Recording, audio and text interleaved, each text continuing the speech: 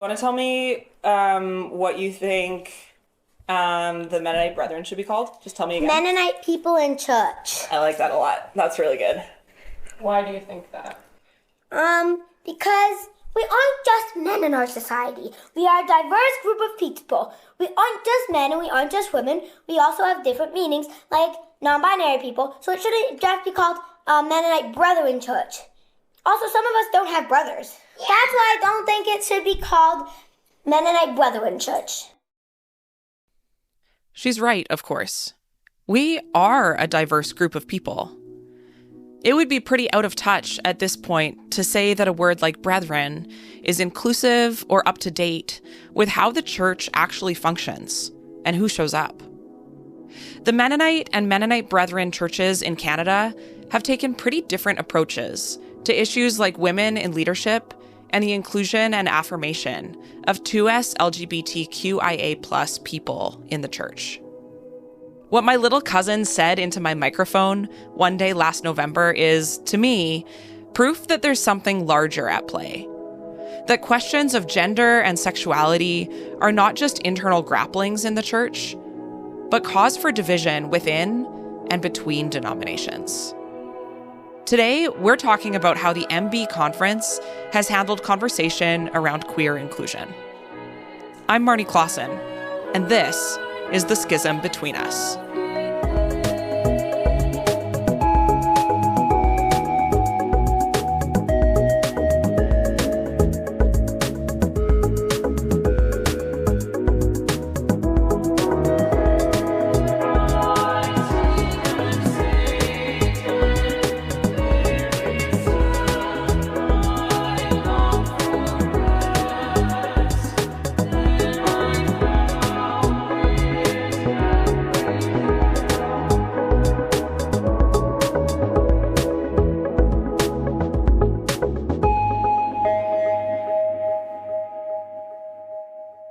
Today's episode is going to go a little differently than usual.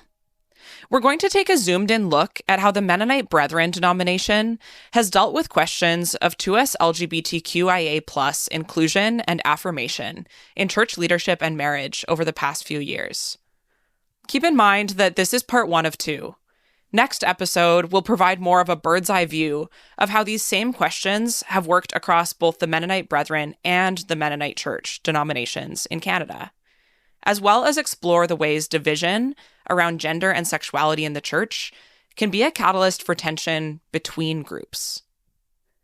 I'm going to let our main character in today's episode speak for himself a lot of the time, though I'll be interjecting to explain and give context now and again.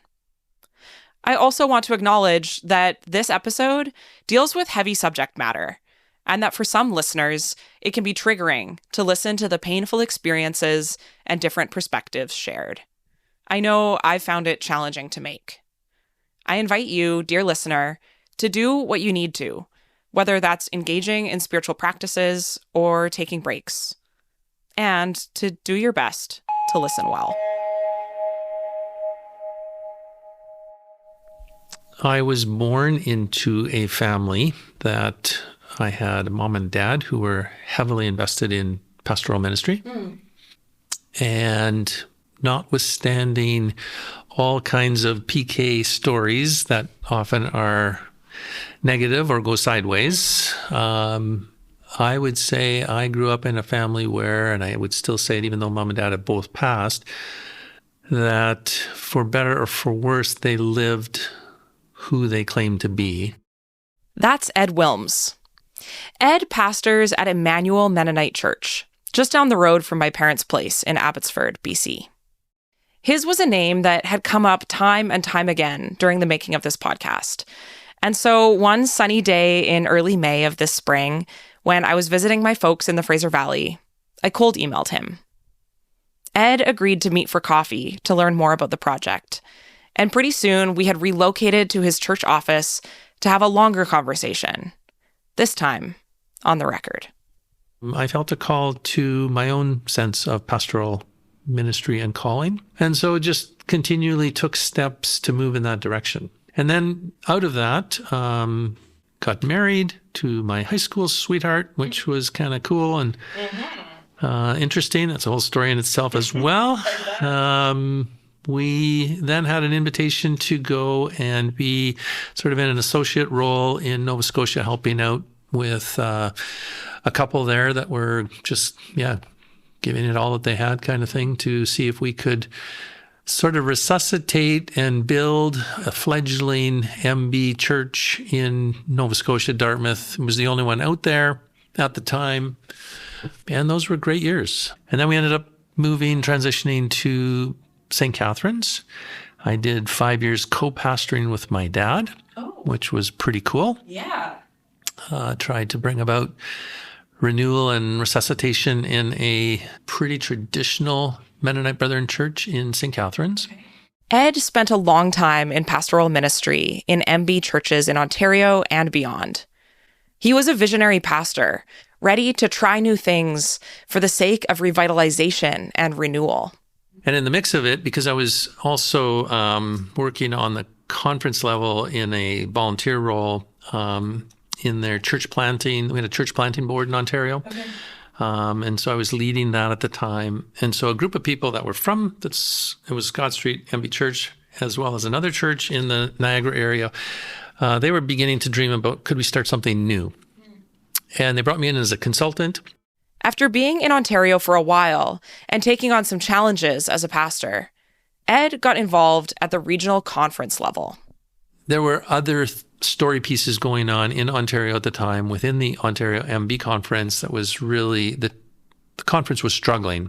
And so I was a bit of an advocate to see if we couldn't retool and rebirth that. And so was able to be a part of some leadership pieces that helped to make that happen, which was pretty cool. Yeah. And then coming out of that, they never had a full-time executive director. They had had a full-time conference pastor.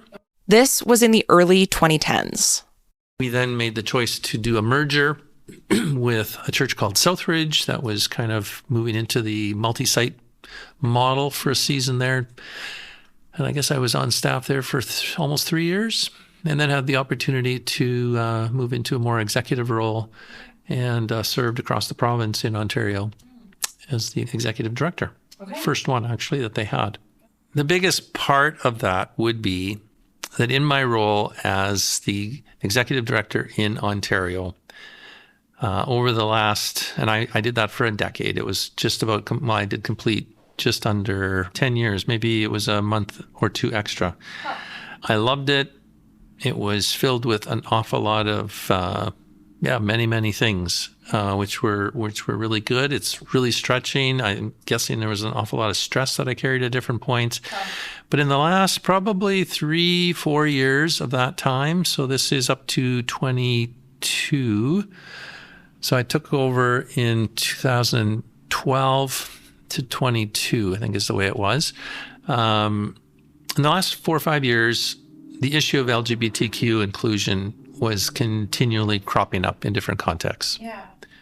So I knew that this was a piece that was going to be there in some fashion for me in my lead role. Probably many sleepless nights wrestling, wondering, reading, praying, processing, what does one do? And that's probably, like a 5-chapter of a book kind of thing, trying to unpack all of how I processed that. The salient key piece was in 2019, it's pre-COVID, I was granted a sabbatical. And that was fantastic. And I remember because just before, like the week or two before, something else related to inclusion, LGBTQ plus inclusion at Southridge hit the fan, such that I just about canceled my sabbatical to shepherd all that was hitting the fan at the time. I was getting pressured from other leaders across the country, and what the heck are you doing? Are you doing anything? And my response is, yes, I'm journeying with my leaders and we're navigating this together. And I'm trying to find places where we can have good conversation about this. And it's difficult and we're on it, which never was an adequate answer. At the time, the MB denomination in Canada, the CCMBC, had never hosted a formal dialogue about gender identity and sexual orientation in the church. Anyways, I chose to continue to follow through with the sabbatical, which I know is the right choice. Went away, and a big piece of that was an opportunity to walk the Camino de Santiago. Oh, amazing. And so my wife Karen and I took on that adventure, and that was spectacular, painful, difficult, everything. But on that journey, this issue of inclusion was kind of like a piece that I was carrying a lot, just in terms of my heart, in terms of my reflection. And I so distinctly remember one afternoon, it was ridiculously hot because it was a really hot summer. We were there in July. And we had many days that were close to 40 degrees. We would be walking when you probably shouldn't be, but we were out there. And this wasn't just hallucinating, but I was listening to my really old playlist, and it went from this one afternoon as I'm literally wrestling with stuff, happened to have a Beatles song come on. I don't know why, but it did, which was the song, All We Need Is Love. All we need is love, blah, blah, blah. That was going through my head. And if you kind of parse out those lyrics, it's a little bit lacking at the end of the day, but it's a worldview, it's a philosophy. Immediately on the heels of that, a guy who was big at the time, Chris Tomlin, came on with Your Grace Is Enough. Huh. And the matching of the way those two kind of world views overlap and collide was just powerful for me. I can hardly even articulate how that played out, but it was just really quite remarkable. I had tears just streaming down my face as I'm walking. Karen's got her own earbuds in and listening to something else or whatever. So we're on kind of our own little worlds as we're walking.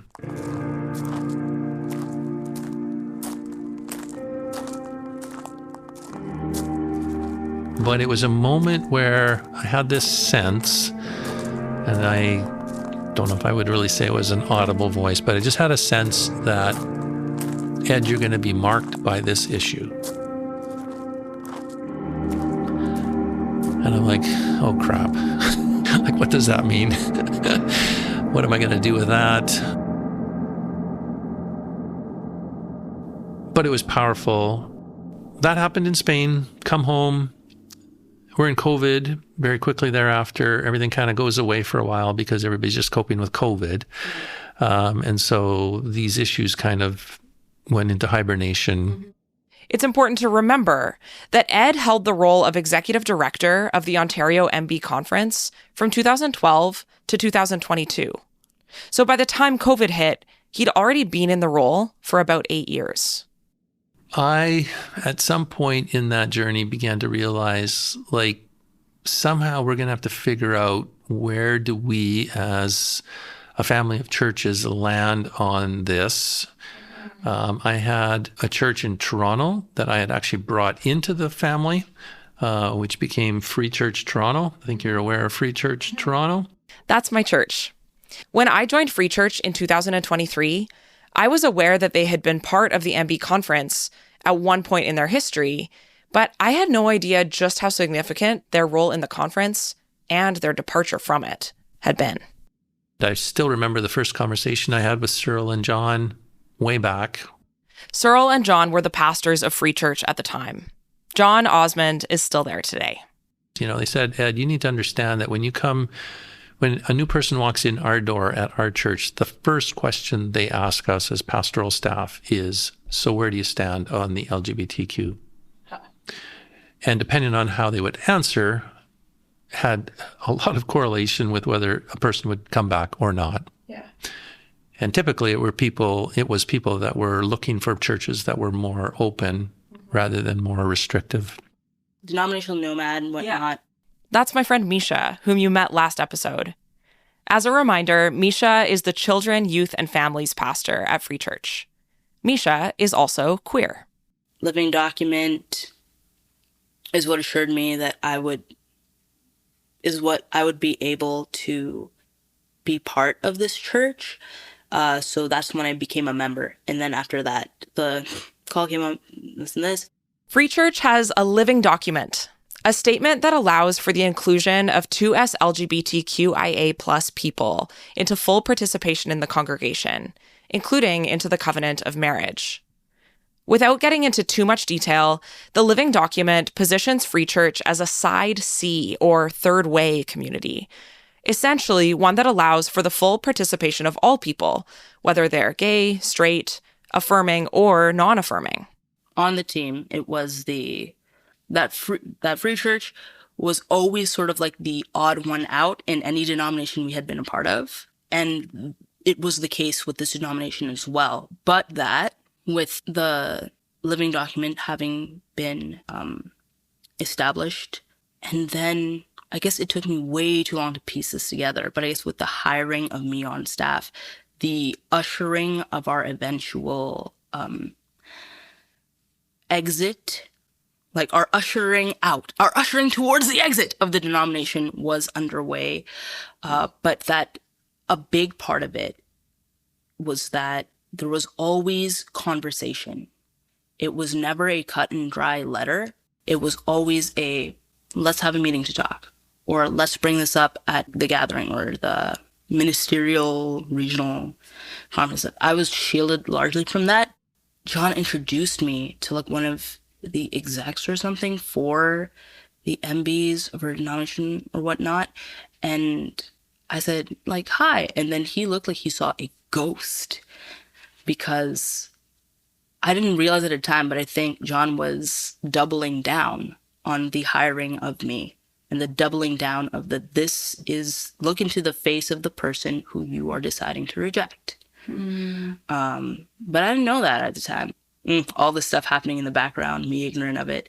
But yeah, even the last meeting that Free Church was invited to, where Steve and John went instead of me, and I think John really did want to protect me from hearing the ways in which people discussed or refused to discuss, or the discomfort that people would have.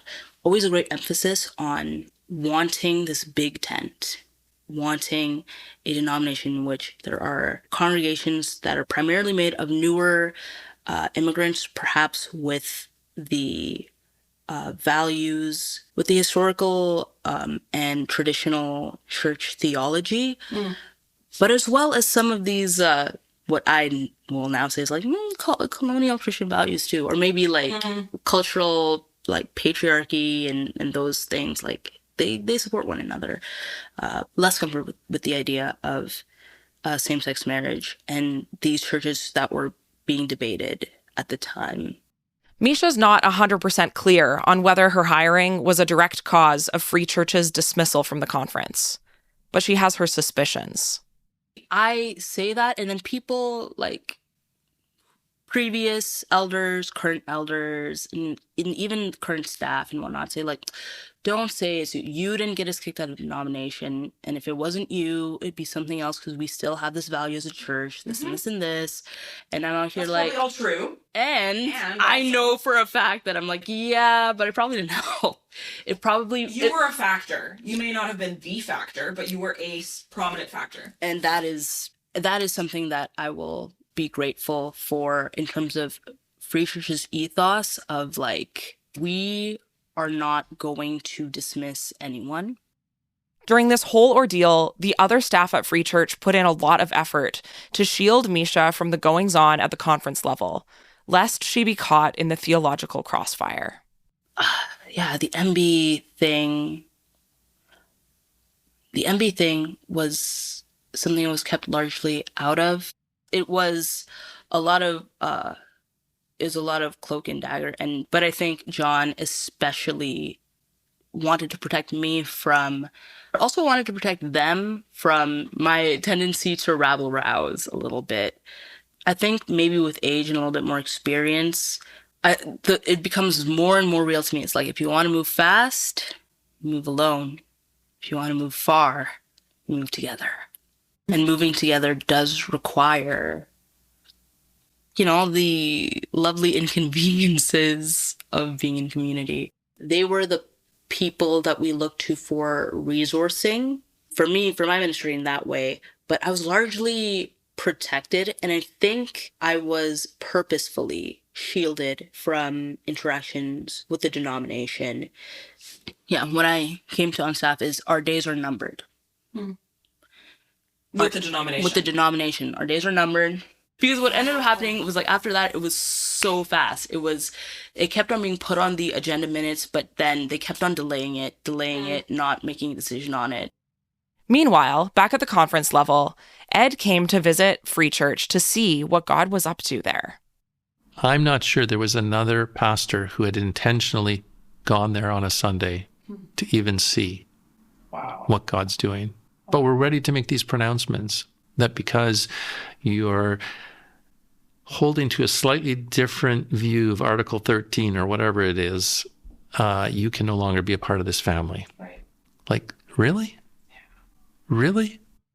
It was towards the end and whatnot until this meeting where The one you were not at. The one that I was not at, that Steve was at, that John was at, the last one that we were invited to before like letters were sent out.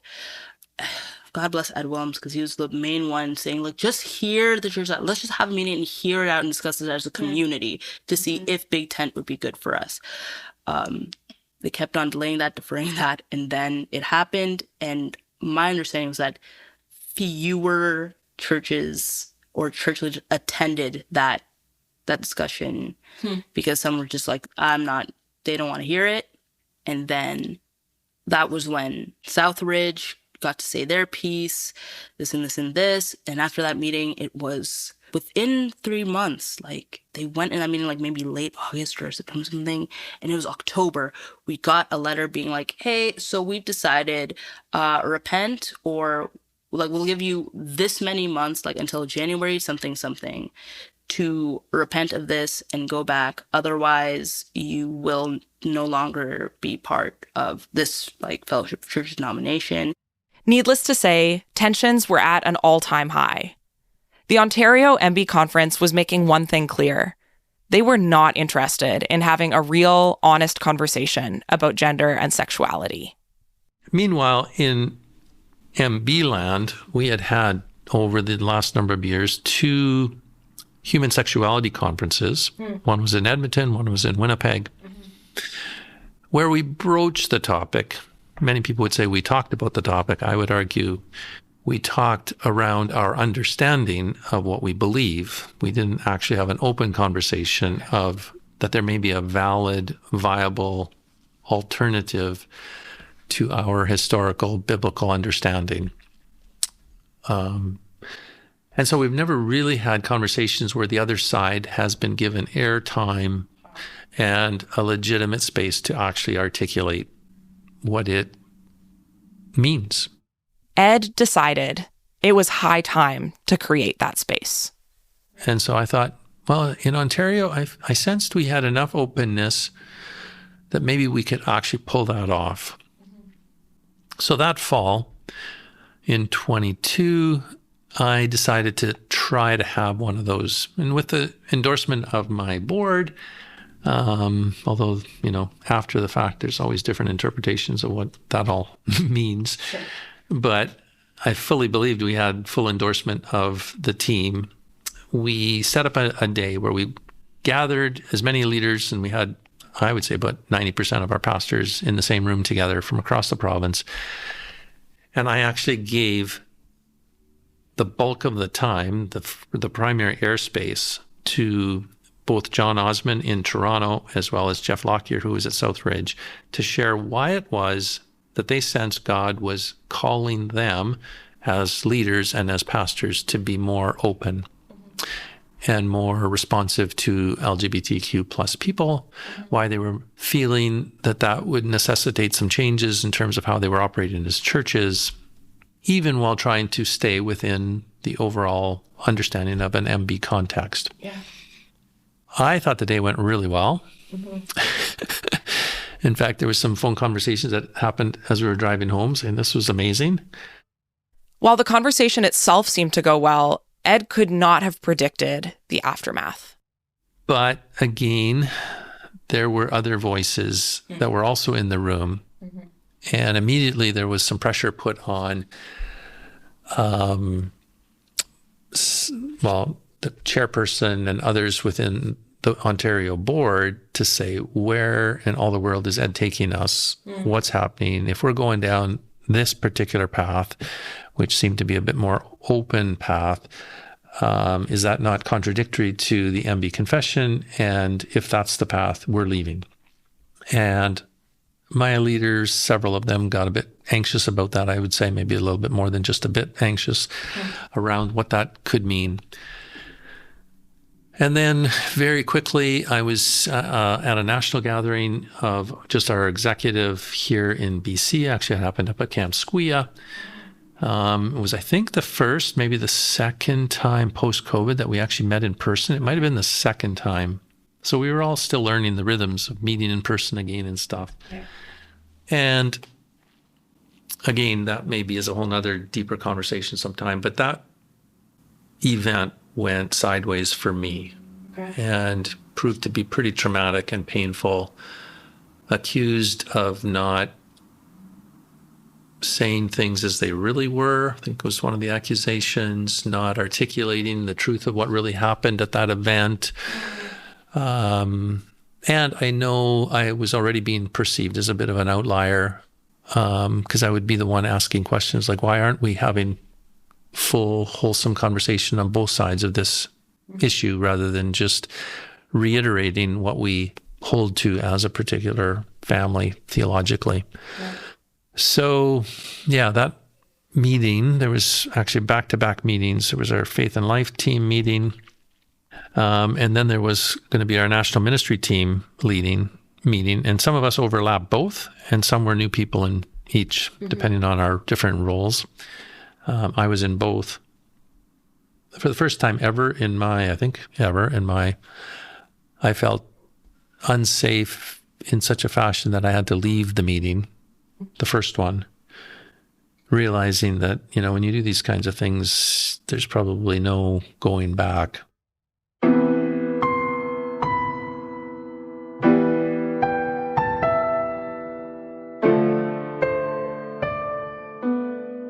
Swear it was the day they sent out the letter to us. They said they sent the letter to Ed Willms, the main one, advocating for this, being like, and you're fired. It happened very quickly in succession, to the point where I'm like, you can say these things were unrelated. I'm just not sure if I'm going to believe you. Basically, I was in a position where I realized my role was probably ending very abruptly. Wow. So that happened. The meeting that precipitated this, by my choice, was September 12th, I think. By October 31st, I was finished, and I was gone. It all happened so fast. Suddenly, Ed's career had been turned upside down. My role ended very unexpectedly. Well, I shouldn't say completely unexpectedly, but very abruptly, not in a way I would have chosen. My board, to their credit, well, I would say this. They really wanted to keep me. So we had a pretty interesting conversation as this thing was all happening. And they said, but there would be two things that you would need to do differently. One is when we get another church that comes along that is pushing this envelope, you need to be much firmer and clear of where we stand. And we would really ask that you stop asking so many questions around this.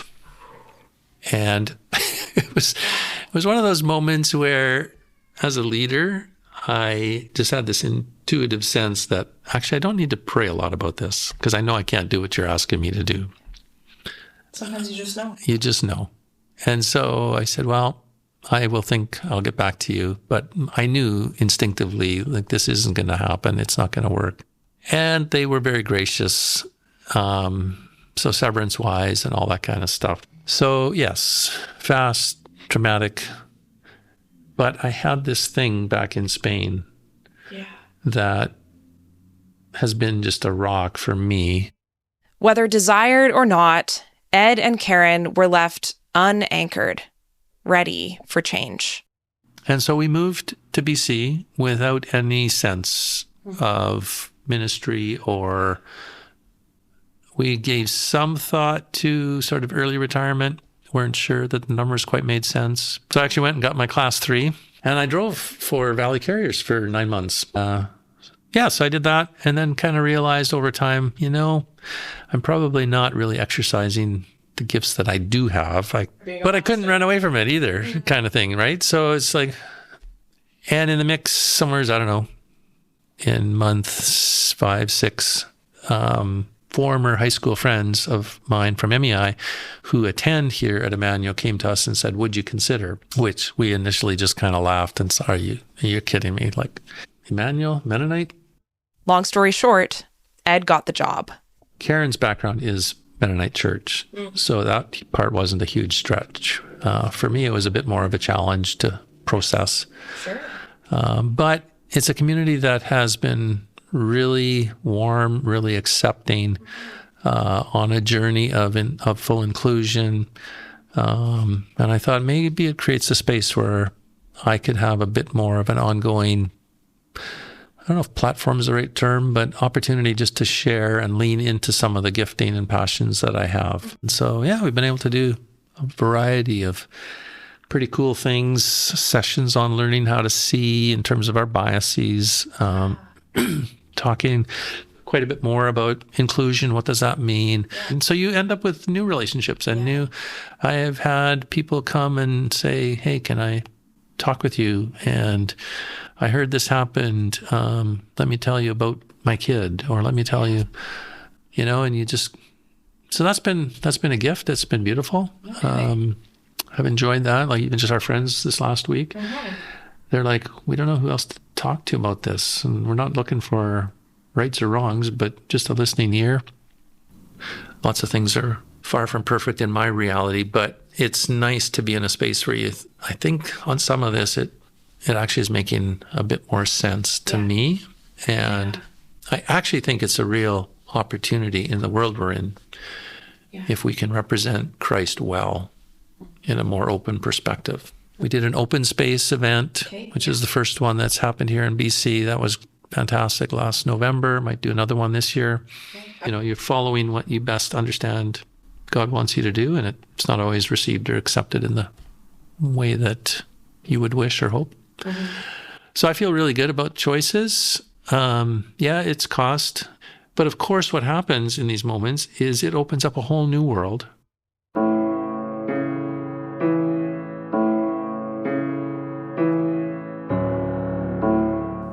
And I have been so blown away.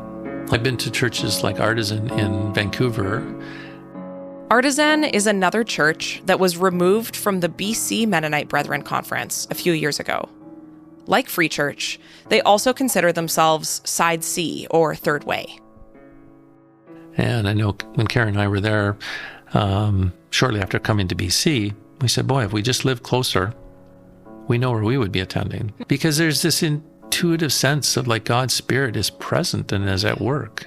And I can't, for the life of me, understand why we fight that. Throughout our conversation, one thing I came to admire about Ed is his ability to see the work of the Spirit, even in unexpected places. I went back to Free Church and I see how it's flourishing. I talked with John this past summer, because he's now part of the Mennonite Church. And the stories he's sharing are just remarkable of what God is doing. For me, the issue of inclusion, I've been on a journey theologically, relationally. It has not been driven because a kid of mine has this conversation with mom and dad and says, hey, mom and dad, I got to tell you something. That's not been my story. But it was more from the perspective of, I have been in these churches. I have walked with these pastors. I trust their hearts. I see what God's doing. And I don't understand how, and I just could not get myself to imagine that I would be the one that would literally be kicking them out of our family. Right. And that's what was going to be asked of me. Right. And that's ultimately what happened. Both of these churches were exited from the conference. And I was so glad I was not a part of that.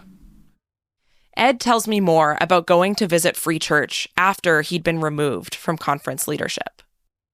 I think I told John in advance I might be there, but he's not a guy that makes a big flair for whomever. It's just we're community. We're just going to do church. So we come sitting right in the very back row. Karen, I'm here, and there's some others and whatnot.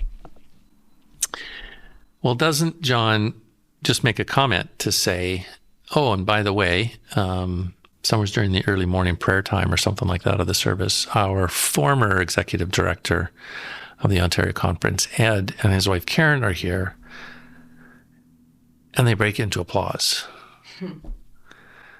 And, I've never had applause in any kind of context really related to anything. And it was just quite a remarkable experience, which then led to all kinds of conversations after the fact. It was so beautiful to get sort of that kind of a reception and that kind of a moment. And then I saw these two guys, and again, you probably know who they are. I don't remember their names. And because I've been a church planter, and because I know Free Church sets up, take down in that space, it's a cool space. It's a unique kind of place. I can also kind of identify what I would call sort of your really needed worker bee kind of guys. Yeah. And so this one guy, I could just see at the end of the service, he's the guy taking down chairs and putting them around. And he comes over and he just says, hey, thanks, appreciate so much. Oh, by the way, this is my partner. He's the guy that's been working the PowerPoint all Sunday. And then he looks at us and he goes, and it's the first church that either of us have been allowed to serve in these simple kind of ways. And I'm like, are you freaking kidding me? Like setting up chairs, working the power. But, again, and they're almost in tears as they're sharing this kind of thing. And I'm going, yeah, like something's wrong in our supposedly together world if these young guys can't have a space to worship freely, to feel safe, to be secure.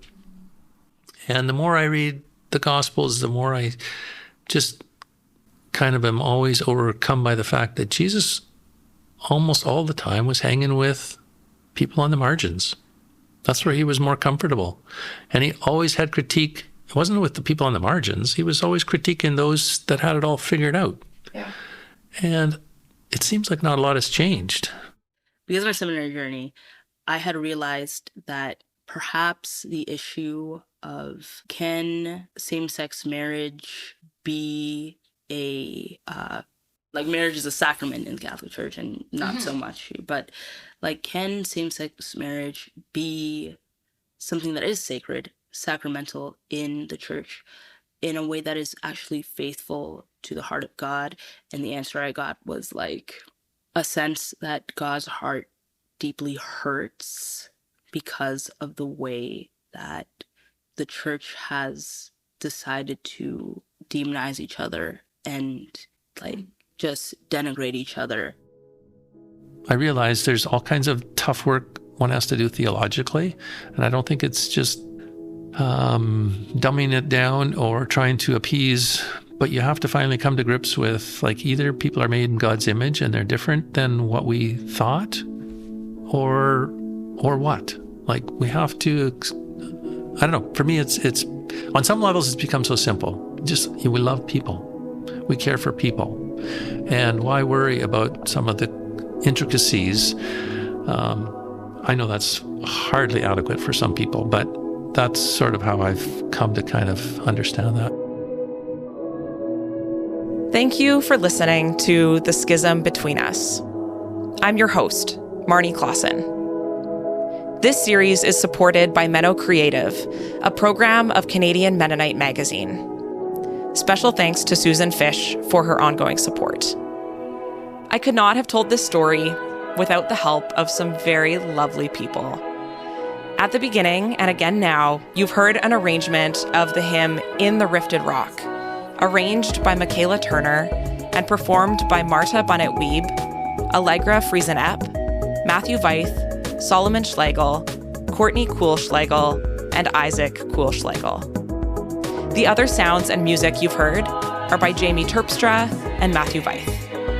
Graphic design by Tiff Wu. Technical production by Matthew Veith. A special thank you to Ed Willms and Misha Ursula for vulnerably and honestly sharing their stories with me for this episode. And thank you, dear listener, for listening. Take care.